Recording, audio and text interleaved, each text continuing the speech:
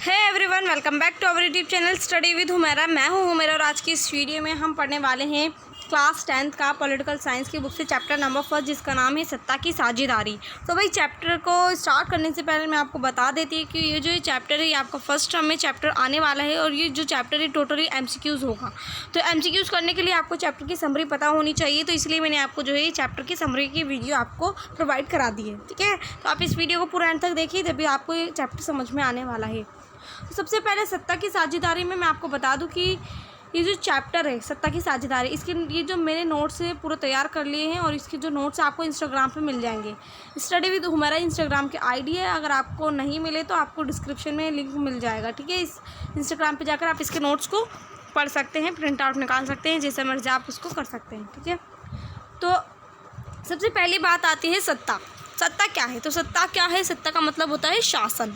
शासन जैसे कि हम, अगर आप देख रहे हो कि प्रधानमंत्री भी तो एक शासन कर रहे हैं। ठीक है, फिर उसके बाद आती है साझेदारी। साझेदारी का मतलब होता है बंटवारा, क्या वो किसी भी चीज़ का बंटवारा हो। ठीक है, तो इसमें सत्ता की साझेदारी की बात की गई है, यानी शासन का बंटवारे के बारे में बात की गई है। ठीक है, शासन के रूप का बंटवारा। ठीक है, ये समझ में आ गया होगा। फिर उसके बाद आती है अल्पसंख्यक। तो अल्पसंख्यक का मतलब क्या होता है? अल्पसंख्यक का मतलब होता है, अल्प का मतलब होता है कम। ठीक है, अल्प का मतलब क्या होता है? कम, और संख्यक का मतलब होता है संख्या। ठीक है, तो कम संख्या। ठीक है, तो किसी भी देश में वह समुदाय जो संख्या में कम हो। ठीक है, कोई भी देश हो, ठीक है, उस देश में वह समुदाय जो संख्या में कम हो। जैसे मैं आपको भीमराव अम्बेडकर के बारे में बताऊं तो वो दलित जाति के थे, तो उनकी जो संख्या है वो कम थी, तो इसलिए वो अल्पसंख्यक की कैटेगरी में आ जाते हैं। ठीक है, फिर उसके बाद आता है बहुसंख्यक। तो बहुसंख्यक का मतलब क्या होता है? बहु माने बहुत, और संख्यक मतलब संख्या, तो बहुत संख्यक में यानी बहुत सारी संख्या। किसी भी देश में वह समुदाय जो संख्या में अधिक हो। ठीक है, फिर उसके बाद आ जाता है गृह युद्ध। गृह युद्ध क्या होता है? गृह युद्ध होता है जो देश के अंदर लड़ाइयाँ होती है ना, तो उसको कहते हैं गृह युद्ध। जब वो लड़ाइयाँ हिंसक रूप ले लेती है, जिसमें हथियार, खंजर, चाकू, बंदूकें, गोले ये सब उड़ जाते हैं ना, तो उसको क्या कहते हैं? गृह युद्ध कहते हैं।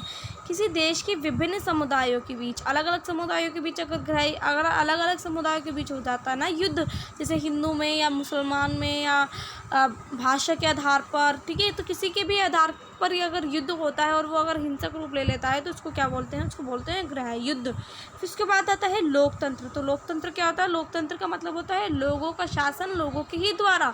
ठीक है, तो लोकतंत्र जो है वह देश जहाँ देश के सभी समुदाय लोगों को समान अधिकार प्राप्त हो, जो सभी समुदाय हों, जो सभी लोग हैं देश के, उन सभी को समान अधिकार प्राप्त होता है, उस देश को लोकतांत्रिक देश कहते हैं। ठीक है, और उस देश के अंदर क्या होता है? लोकतंत्र होता है। मैंने आपको बता दिया लोकतंत्र का मतलब है लोगों को शासन लोगों के द्वारा, लोगों के लिए। ठीक है, फिर उसके बाद आ जाता है बेल्जियम के उदाहरण से अब हम समझेंगे। ठीक है, क्या है बेल्जियम की कहानी। सत्ता की साझेदारी को समझने के लिए हम सत्ता की साझेदारी को हम किससे समझेंगे? बेल्जियम के उदाहरण से समझेंगे। ठीक है, यूरोप का देश है बेल्जियम। ठीक है, बेल्जियम किसका देश है? बेल्जियम है यूरोप का देश। आप इसको जो है अपने वहाँ फ़ोन में जाइए, मैप में, अगर मैप हो, ठीक है, तो मैप में आप बेल्जियम ढूंढिए और बेल्जियम मेरे को बताइए बेल्जियम के आसपास की जो कंट्रीज़ हैं वो कौन कौन सी है। ठीक है, कमेंट करके बताइए। फिर उसके बाद बेल्जियम की जातीय बनावट कैसी थी, यानी बेल्जियम में किस किस तरीके के लोग रहते थे और कितने कितने प्रतिशत थे। फिर उसके बाद जो है हम इसको समझने की कोशिश करेंगे आगे। ठीक है, तो डच लोग कितने थे? डच लोग थे 59%। ठीक है, बेनोलिया एक जगह का नाम है, तो आपको कंफ्यूज नहीं हो रहा है। वहाँ पर जो है फ्रेंच भाषा कितने लोग बोलते थे? 40% लोग फ्रेंच भाषी लोग थे। ठीक है, और अन्य जगह पर जर्मन भाषा बोलते थे, और कितने परसेंट थे? 1% थे। ठीक है, और बेल्जियम की जो राजधानी है ब्रुसेल्स, बेल्जियम की राजधानी है ब्रुसेल्स, उसमें जो है 80% लोग फ्रेंच बोलते थे और 20% लोग डच भाषी बोलते थे। ठीक है, अब भाई अब इसमें क्या हुआ? इनके तनाव कैसे हुआ? टकराव हुआ, समस्याएं आने लगी। इन सारी भाषाओं को देखो कि इतने इतने प्रतिशत के लोग यहाँ पर रहते हैं। अब क्या होने लगा कि इनमें जो है टकराव होने लगे, समस्याएं होने लगी, आपस में टकराव करने लगे, आपस में लड़ने लगे। क्यों लड़ने लगे? अपने भाषा को बचाने के लिए लड़ने लगे। ठीक है, तो आपको यहाँ पर दिख रहा होगा ये है अल्पसंख्यक भाषी लोग और ये है सॉरी ये है बहुसंख्यक भाषी लोग और ये हैं अल्पसंख्यक। और सबसे अल्पसंख्यक तो ये हैं जो जर्मन बोलते थे, जो कि सिर्फ और सिर्फ 1% थे। तो आप सोच सकते हैं कि यहाँ पर जर्मन लोगों को कितना दबाया गया होगा। तो उसके बाद अब हम यहाँ पढ़ रहे थे, ठीक है, बेल्जियम की समस्याएं या टकराव के क्या कारण थे। तो अल्पसंख्यक फ्रेंच भाषी अधिक समृद्ध थे व ताकतवर थे, ठीक है, यानी जो फ्रेंच भाषी लोग थे वो समृद्ध थे और ताकतवर थे। और वहीं अगर डच भाषा की बात करें तो डच भाषी नहीं थे इतने ताकतवर, क्योंकि उन तक शिक्षा नहीं पहुंची थी। जब इनके पास शिक्षा और आर्थिक योजनाएं देरी से पहुंचेंगी तो ये तो पिछड़े ही जाएंगे, है ना। तो जो अल्पसंख्यक फ्रेंच भाषी जो लोग थे वो अधिक समृद्ध और ताकतवर थे, और बल्कि डच भाषा नहीं थी, ठीक है। फ्रेंच ताकतवर थी और डच नहीं थी, ठीक है। तो लेकिन आप यहाँ पर देख रहे हैं कि जो फ्रेंच है वो 40% है और जो डच है वो 59% है। लेकिन ये अल्पसंख्यक है, फिर भी ये ताकतवर थी और ये ताकतवर नहीं थी। क्यों नहीं थी, अब देखिए आगे पढ़ते हैं। 1950 से 60 के दशक में आपसी टकराव और तनाव बढ़ने लगा। अब क्या हो गया, अब इनमें जो है फ्रेंच और डच भाषी लोगों में तनाव और टकराव होने लग गया, आपस में लड़ने लग गए कि भाई ये इतने ज़्यादा भाषा बोलते हैं, ये इतने कम भाषा बोलते हैं। फिर उसके बाद समस्याओं का समाधान करने के लिए कुछ उपाय निकाले गए। अब भाई क्या उपाय निकाले गए इन समस्याओं का समाधान करने के लिए, तो भाई उपाय जो है ये आपको नीचे दिख रहे होंगे, हाँ ये। तो 1970 से 93 तक, ये आपको सन याद रखना है, कब 1970 से 93 तक 4 बार संशोधन कर लिए गए संविधान में। आपको पता ही होगा संविधान क्या होता है, ठीक है। तो संविधान में 4 बार संशोधन कर लिए गए और हर एक नागरिक को समान अधिकार दिया गया, ठीक है। जैसे आपको भारत की कहानी में बताऊं तो भारत में कोई सी भी भाषा बोल सकता है, किसी को पाबंदी थोड़ी ना है। तो उसी तरीके से वहाँ पर सभी को समान अधिकार व सम्मान दिया गया, सभी नागरिकों को, क्या वो डच बोले, फ्रेंच बोले या जर्मन बोले, ठीक है। तो नई व्यवस्था के ज़रिए बेल्जियम मॉडल तैयार किया गया। क्या कराया गया, नई व्यवस्था के ज़रिए एक मॉडल तैयार किया गया जिसको क्या कहा गया, बेल्जियम मॉडल, जिसमें निम्नलिखित व्यवस्थाएं की गई थी। अब बेल्जियम मॉडल में क्या क्या व्यवस्थाएं की गई थी ये आपको याद रखना है। ये आपको जो है ये याद रखना है कि बेल्जियम मॉडल के अंदर क्या क्या व्यवस्थाएं की गई थी। तो 3 व्यवस्थाएं इसके अंदर बताई गई हैं। केंद्र सरकार में डच और फ्रेंच भाषी मंत्रियों के समान संख्या कर दी गई, ठीक है। यानी क्या हो गया, जो डच भाषी लोग थे, डच और फ्रेंच भाषी जो लोग थे, उनके जो मंत्री होते हैं केंद्र सरकार में, जो मंत्री होते हैं उनकी समान कर दी। ये नहीं कि डच जो भाषा बोलते हैं वो ज़्यादा मंत्री होंगे या फिर फ्रेंच जो भाषा बोलते हैं उनके ज़्यादा मंत्री होंगे। क्या कर दिया गया, दोनों में समान मंत्री कर दिया गया, ठीक है। फिर उसके बाद केंद्र सरकार ने अनेक शक्तियां राज्य सरकार को दे दी। अब सारी शक्तियां केंद्र सरकार अपने पास रखेगी तो घोटाला होगा, है ना। तो अगर आपसे मैं अगर कहूँ कि सारा आपको जो है 10th क्लास का अभी मत पढ़िए और है ना, आपको सारा कुछ अपने आप करना है, आपको किसी को कुछ भी नहीं करवाना है। अगर मैं आपको उस पर सारा लोड डालूँ तो आप नहीं कर पाओगे, है ना। तो आपको अपनी सहायता के लिए किसी न किसी चीज़ की ज़रूरत होती है। तो उसी तरीके से केंद्र सरकार ने अपनी सहायता के लिए जो अपनी जो शक्तियाँ थीं उनको राज्य सरकार को दे दी, ताकि जो है राज्य सरकार वो कर सके। फिर तीसरे प्रकार की सामुदायिक सरकार बनाई गई, और एक सरकार बनाई गई, कौन सी, सामुदायिक सरकार, जो कि आपको इंडिया में भी देखने को मिलेगी, ठीक है। अब उसके बाद सामुदायिक सरकार किसे कहते हैं, अब हमें ये समझना पड़ेगा कि सामुदायिक सरकार होती क्या है और इसको किसे कहते हैं। तो सामुदायिक सरकार किसे कहते हैं, जहाँ एक ही भाषा, संस्कृति और शिक्षा के मामलों में निर्णय लेने का अधिकार तथा चुनाव का अधिकार उसी समुदाय के पास हो जिस समुदाय की वो सरकार बनाई गई है, ठीक है। समझ में आया, जिस समुदाय की वो सरकार बनाई गई है उस समुदाय को ही जो है एक ही भाषा, संस्कृति, शिक्षा के मामलों का निर्णय लेने का अधिकार, चुनाव का अधिकार उसी समुदाय के पास हो, सारे अधिकार, ठीक है। फिर उसके बाद आता है यहाँ पर देखिए, उपरोक्त सभी को अपनाने से बेल्जियम में शांति कायम हुई। ये जो सारे मैंने आपको बताया ना उपाय, जो अभी आपको मैंने उपाय बताए थे यहाँ पर, ये जो सारे उपाय बताए थे, इन सभी उपायों को जब बेल्जियम ने अपनाया तो बेल्जियम में क्या हुई, शांति कायम हुई, ठीक है। बेल्जियम में शांति कायम हुई और वह देश जो है गृह युद्ध से बच गया। और इसी एकता और शांति की वजह से यूरोपीय संघ ने अपना मुख्यालय ब्रुसेल्स को बनाया। जो यूरोपीय संघ है, यूरोपीय संघ किसे कहते हैं, यूरोपीय संघ एक संघ है, ठीक है। यानी एक एजेंसी है, ठीक है। इसने अपना मुख्यालय किसको बना दिया, ब्रुसेल्स को इसने अपना मुख्यालय बना दिया, यानी कार्यालय जिससे होता है ना, वैसे इसने अपना मुख्यालय ब्रुसेल्स को बना दिया। ये तो थी बेल्जियम की कहानी। अब हम पढ़ते हैं श्रीलंका की कहानी, ठीक है। आपको इसमें 3 कहानियाँ पढ़ने को मिलेंगी। बेल्जियम की कहानी हमने पढ़ ली, इसमें क्या टकराव हुए, किस किस भाषा को लेकर टकराव हुआ, ठीक है, और किसने किसको मतलब दबाया, हमने सारी पढ़ ली और क्या क्या उपाय निकाले गए। अब हमें पढ़ना है श्रीलंका की कहानी। तो श्रीलंका जो है वो कब आज़ाद हुआ था, श्रीलंका सन 1948 में आज़ाद हुआ था। आपको पता है कि भारत कब आज़ाद हुआ था, भारत 1947 में आज़ाद हुआ था और श्रीलंका 1948 में। आपको पता है कि ये भारत का दक्षिण हिस्सा है, यहाँ पर आपको श्रीलंका देखने को मिलेगा, ठीक है। यहाँ पर आपको देखने को मिलेगा, ये भारत का मान लीजिए दक्षिण हिस्सा है ना, दक्षिण हिस्सा यानी भारत का नीचे वाला हिस्सा, जहाँ पर केरला कर्नाटक है, वहाँ पर आपको यहाँ पर दिखने को मिलेगा श्रीलंका। हम इसी की बात करें, हम यही इसी के बारे में पढ़ेंगे अब, ठीक है। श्रीलंका कब आज़ाद हुआ था, 1948 में आज़ाद हुआ, और उस समय वहाँ की जातीय बनावट निम्न प्रकार की थी, यानी वहाँ पर इस तरीके के लोग रहते थे और वहाँ की भाषा इस तरीके की थी। 74% लोग सिंगली भाषी थे और बौद्ध धर्म के अनुयायी थे, ठीक है, यानी जो 74% है वहाँ पर सिंगली भाषा बोलते थे। सिंगली एक भाषा का नाम है, ठीक है। 18% लोग तमिल भाषा थे और हिंदू व मुस्लिम धर्म को मानने वाले थे, ठीक है। तमिल भाषा बोलते थे और हिंदू को और मुस्लिम धर्म को मानते थे, जिसमें से 5% भारतीय तमिल भी थे, यानी भारत से जाकर वो बसे हुए तमिल थे। कितने परसेंट थे, 5% थे। 7% ईसाई धर्म को मानने वाले थे, जो कि सिंगली और तमिल दोनों भाषा बोलते थे, यानी ये मिक्स भाषा बोलते थे, ये इन दोनों की मिक्स भाषा बोलते थे, ठीक है, इन दोनों की मिक्स भाषा ये बोला करते थे। फिर उसके बाद आपको हम यहाँ पर देखेंगे कि अब इनको क्या,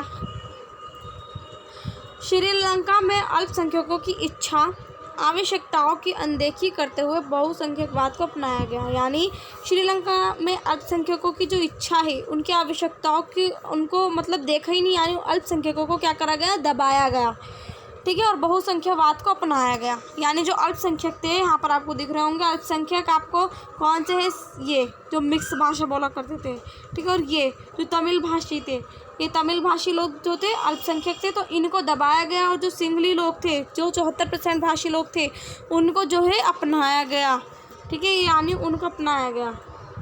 फिर उसके बाद आपको यहाँ पर देखने को मिलेगा कि 1956 में बहुसंख्यकवाद के अनुरूप निम्नलिखित को अपनाया गया, पर यह बताया गया है कि बहुसंख्यकवाद को अपनाने के लिए क्या क्या कदम उठाए गए।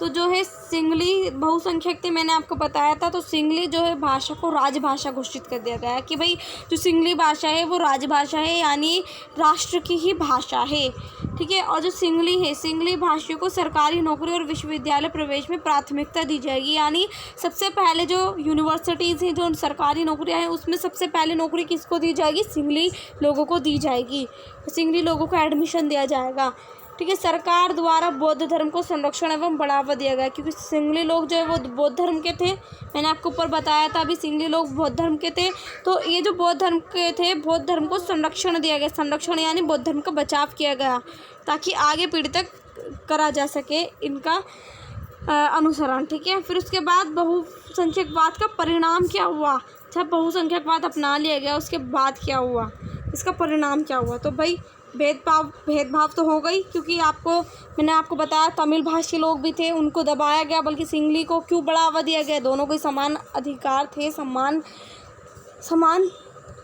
समानता का अधिकार है दोनों के पास, तो समान ही उनको अवसर देने जाने चाहिए थे।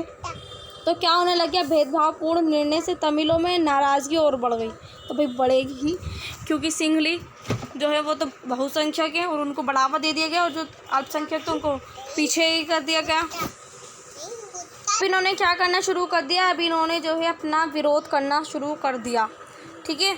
तो तमिलों ने अपने अलग अलग राजनीतिक संगठन बनाने चालू कर दिए और इन्होंने संघर्ष करना शुरू कर दिया और तमिल भाषा को राजभाषा घोषित करने की मांग की कि भाई तमिल भाषा को ही राजभाषा घोषित करो, ज़रूर सिंगली को ही नहीं बल्कि तमिल को भी करनी चाहिए।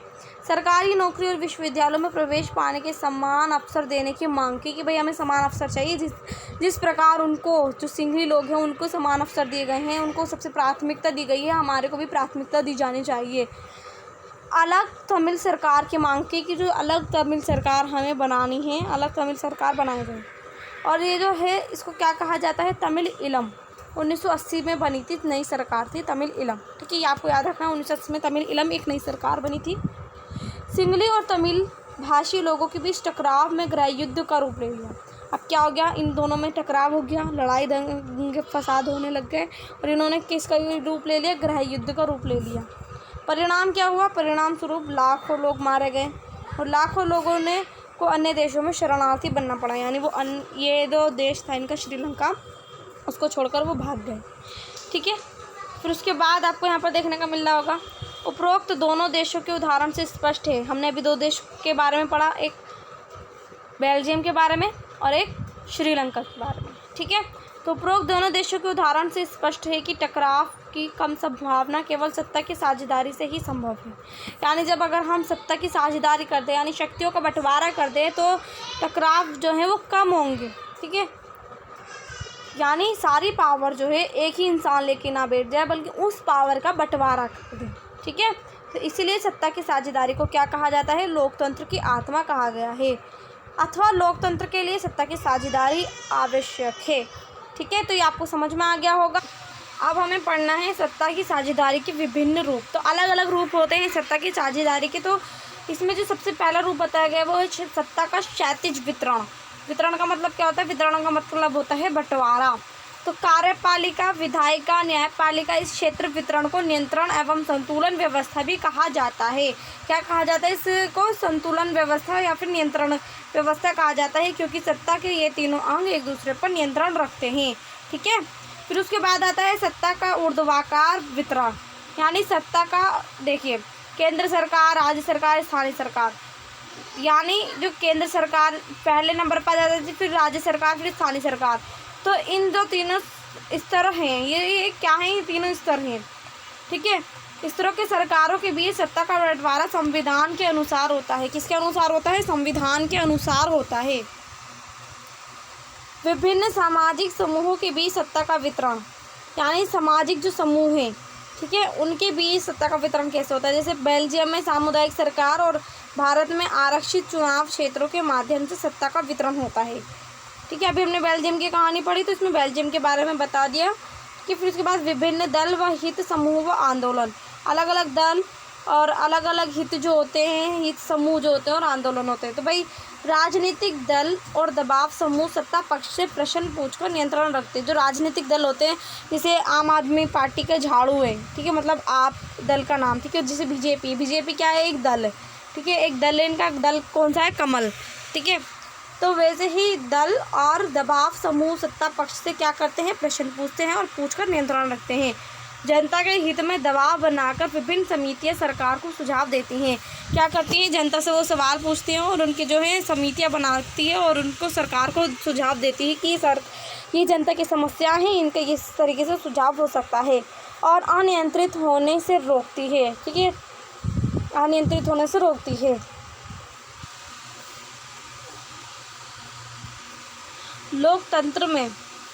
लोकतंत्र में लोगों के पास सत्ता के दावेदारों के बीच विकल्प रहना चाहिए। यानी जो लोकतंत्र है उसमें जो लोग हैं, जो सत्ता का दावेदार करते हैं कि ये सत्ता मेरी है, तो उनके बीच क्या होना चाहिए, विकल्प मतलब कि ऑप्शंस होने चाहिए, जो वर्तमान में राजनीतिक दलों द्वारा उपलब्ध होता है। किनके द्वारा उपलब्ध होता है, राजनीतिक दल उपलब्ध कराते हैं, ठीक है। विभिन्न राजनीतिक दल सत्ता के लिए आपस में प्रतिस्पर्धा करते हैं। जनता को चुनाव के दौरान यह विकल्प मिलता रहता है कि वह किसे अपनी सत्ता सौंपें, ताकि सत्ता किसी एक ही व्यक्ति या समूह के हाथ में ना रहे, ठीक है, बल्कि अलग अलग उस हाथों में जाती रहे। साझेदारी के माध्यम से ऐसी सरकार का गठन हो जो जनता की आवश्यकताओं और हितों को ध्यान से रखते हुए नियम व नीतियों का निर्माण करे, ठीक है। तो मतलब कि ऐसा नहीं होना चाहिए कि मतलब कोई भी आ गया और वो बस पावर पर बैठ गया, सत्ता पर बैठ गई, उसको सत्ता मिलकर वो अपने आप मतलब कुछ कर ही नहीं रहा, तो बस अपना वो कर रहा है, ठीक है। तो ऐसा नहीं होना चाहिए ना। तो सत्ता के जो है माध्यम से ऐसी सरकार का गठन हो जो जनता की आवश्यकताओं को और हितों को ध्यान में रखते हुए नियम व नीतियों का निर्माण करे। क्या करे, नियम बनाए और नीतियाँ बनाए और उनका निर्माण करके जनता की आवश्यकताओं के अनुसार कि जनता को इनकी आवश्यकता है भी या नहीं है। ठीक है, अब भारत में इसी प्रकार की लोकतांत्रिक सरकार बनाई जाती है, आपको पता ही होगा। फिर उसके बाद सत्ता की साझेदारी की आवश्यकता क्यों महत्वपूर्ण है। ठीक है, अब इस पर तर्क हम देखते हैं। तर्क दिए गए हैं, तो युक्तिपरक तर्क और नैतिक तर्क, दो तरीके के तर्क दिए गए हैं कि सत्ता की साझेदारी की आवश्यकता क्यों है। तो विभिन्न सामाजिक समूहों के बीच आपसी टकराव को कम करती है। जो अलग अलग सामाजिक समूह हैं उनके बीच जो टकराव होते हैं उनको कम करती है। राजनीतिक व्यवस्था को स्थायित्व प्रदान करती है। जो राजनीतिक व्यवस्था है उसको स्थायित्व प्रदान करती है। ठीक है, तो यह है युक्तिपरक तर्क। अब आता है नैतिक तर्क। सत्ता की साझेदारी लोकतंत्र की आत्मा है। हमने पहले पढ़ा था सत्ता की साझेदारी क्या कहलाती है, लोकतंत्र की आत्मा कहलाती है। सरकार को वैधता प्रदान करती है, और ये जो है सरकार को क्या करती है, वैधता प्रदान करती है, यानी इसको वैध तरीके से इसको बताती है सत्ता को। ठीक है, फिर उसके बाद ये जो है हमारा चैप्टर यहाँ पर हो जाता है समाप्त, कंप्लीट हो गया ये हमारा चैप्टर। ठीक है, अब हमें जो है क्या करना है, अब हमें इसके क्वेश्चन आंसर्स को करना है। चलिए इसके क्वेश्चन आंसर्स देख लेते हैं। तो देखिए, आप सबसे पहले सही विकल्प चुनकर लिखना है। ठीक है, तो पहला क्वेश्चन है सही विकल्प चुनकर लिखना है। तो पहला ये जो क्वेश्चन है वो है बेल्जियम में भाषा बोलने वाले ज़्यादा हैं। तो बेल्जियम में कौन से सबसे ज़्यादा भाषा बोलते थे, मैंने आपको बताया था, इसका आंसर होगा डच। ठीक है, फिर उसके बाद है श्रीलंका में बहुसंख्यक लोगों की भाषा क्या है, यानी जो बहुसंख्यक लोग थे उनकी भाषा क्या थी। ठीक है, तो कौन सी थी मेरे को बताइए। इसका आंसर होगा सिंगली। यूरोपीय संघ का मुख्यालय क्या है, हमने पढ़ा था ब्रुसेल्स को बना देता, तो इसका आंसर होगा ब्रुसेल्स।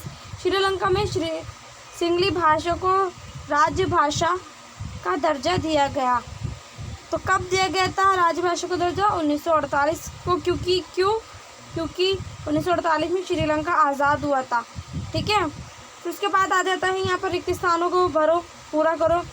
बेल्जियम में तीसरे प्रकार की सरकार को देश कहा जाता है, ये आपको मेरे को कमेंट कर इसका आंसर बताना है। ठीक है, सत्ता की देश लोकतंत्र की आत्मा है, इसकी सत्ता की साझेदारी, यहाँ पर आएगा साझेदारी। ठीक है, यहाँ पर क्या आएगा, साझेदारी। फिर उसके बाद यहाँ पर श्रीलंका में सत्ता का बंटवारा सही नहीं था, जिससे वह देश की चपेट में आ गया। ठीक है, तो किसकी चपेट में आ गया ये आपको मेरे को कमेंट करके बताना है। ये आप मैं देखती हूँ कि कितने लोग जो हैं वो सही आंसर बताएंगे और कितने लोग गलत बताएंगे। फिर उसके बाद है 1970 से 1993 के बीच बेल्जियम सरकार ने संविधान में 4 संशोधन किए। कितने, 4, मैंने आपको बताया था ना 4। ठीक है, तो ये जो है 2 आपको जो है करने हैं, नीचे लिखने और ये जो क्वेश्चन है इनको आपको अपनी नोटबुक में लिखना है। ये भी 1 मार्क्स के क्वेश्चन है। डेफिनेशन से गृह युद्ध किसे कहते हैं मैंने आपको बताया। सत्ता की साझेदारी से क्या अभिप्राय है। सत्ता का क्षैतिज वितरण किस प्रकार होता है, 3 प्रकार मैंने आपको बताया। सिंगली भाषी लोगों के संबंध किस धर्म से हैं। ठीक है, तो ये सारे एक नंबर के क्वेश्चन से आपको इनको लिखना है। ठीक है, आप मेरे क्या या तो आप मेरे को कमेंट में इन सभी के आंसर लिख कर सेंड करिए, कमेंट करिए। ठीक है, कमेंट में इन सब के आंसर दीजिए, या फिर आपको जो है अपनी नोटबुक के अंदर नोट डाउन करना है और जो है आपको इन सभी के आंसर्स खुद से करने की कोशिश करनी है। ये हो जाता है यहाँ पर चैप्टर कंप्लीट। अगर आपको ये वीडियो समझ में आई हो तो इस वीडियो को क्या करना है, इस वीडियो को आपको लाइक कर देना है। ठीक है, क्या करना है, आपको इस वीडियो को लाइक करना है और शेयर करना है अपने स्कूल ग्रुप में, दोस्तों के साथ, फ्रेंड्स के साथ। जो भी 10th क्लास के स्टूडेंट है और उसके पास SST है तो उसको भी ये वीडियो शेयर करनी है ज़रूर से। और क्या करना है, कमेंट करके अपने आंसर्स देने हैं, या फिर जो भी कुछ पूछना है वो मेरे से पूछना कमेंट करके। ठीक है, और इसके साथ साथ क्या करना है, आपको सब्सक्राइब करना है अगर आप ये वीडियो पहली बार देख रहे थे। ठीक है, सब्सक्राइब करना है हमारे इस यूट्यूब चैनल को, और साथ ही में एक बेल आइकन होगा कुछ इस तरीके से, तो उसको भी आप प्रेस कर देना। ठीक है, और अगर आप इस वीडियो के इस चैप्टर के नोट्स लेना चाहते हैं तो डिस्क्रिप्शन में एक लिंक दिया गया होगा इंस्टाग्राम का, तो आपको वहाँ पर इंस्टाग्राम पर जाकर जो है नोट्स देखने को मिल जाएंगे। आप वहाँ पर इंस्टाग्राम पर जाकर अपने नोट्स जो है इस चैप्टर के ले सकते हैं। ठीक है, और आपको MCQs की वीडियोस भी देखने को मिल जाएंगी। चलिए मिलते हैं नेक्स्ट वीडियो में। Thanks for watching. वीडियो को लाइक करिए, सब्सक्राइब करिए, शेयर करिए।